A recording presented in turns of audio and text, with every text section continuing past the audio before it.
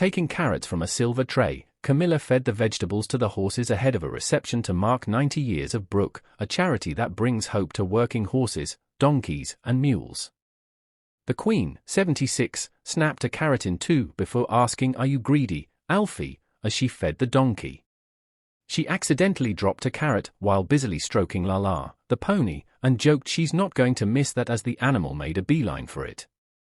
The Queen joked that the animals were about my size as she stood in between them to pose for a photo.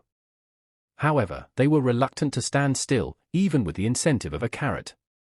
Camilla has held the role of president for the UK-based international charity, which protects and improves the lives of horses, donkeys, and mules, since 2006. Founded in 1934 initially to support abandoned horses from the First World War, Brooke has gone on to help 1.4 million working animals directly and now works across 3 continents and 15 countries.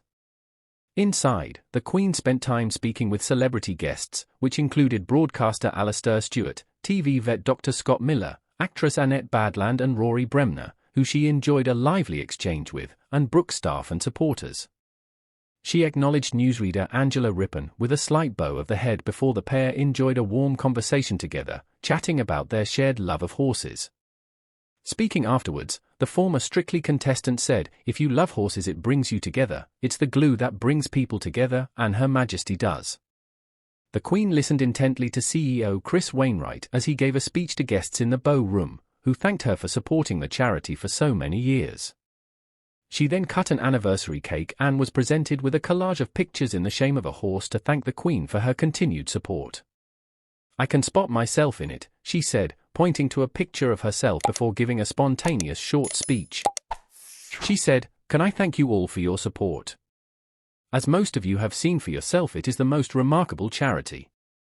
Mr. Stewart, the charity's patron, heaped praise on the Queen for her active role with Brooke.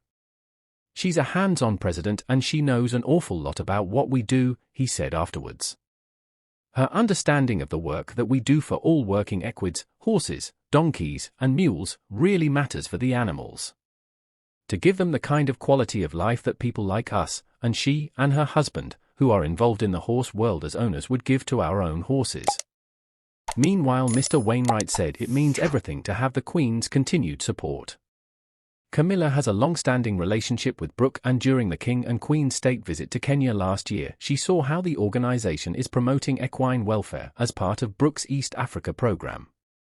Safeguarding the animals helps give people in the developing world the opportunity to work their way out of poverty, as millions rely on healthy working donkeys and mules for their livelihood and employment. Brooke trains and supports owners of horses, donkeys, and mules, local vets, farriers, harness makers, and animal traders to improve standards of care. They also campaign for policy changes, having played a vital role in convincing African leaders to ban the donkey skin trade in Africa in February, protecting more than 32 million donkeys.